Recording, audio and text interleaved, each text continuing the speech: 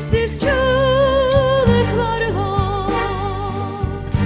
çoğalır umutlar,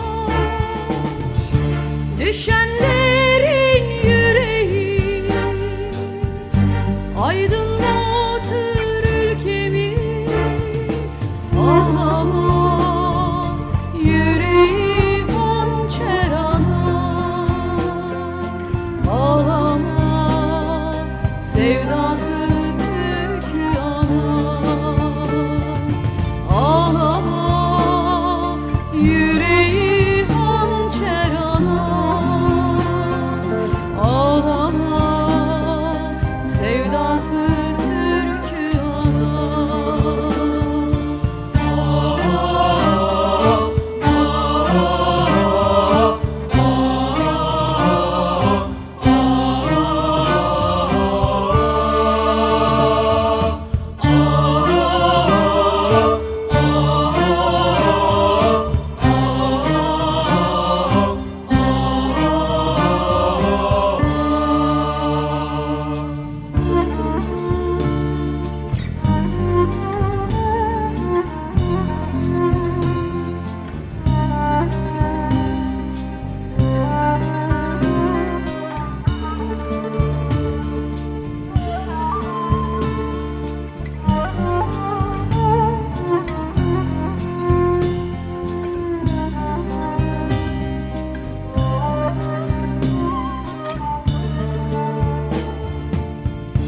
Dağlarından gelen bahar, dillerinde esen rüzgar, sarmalar ıssız kentleri, bir haykırış cumartesi.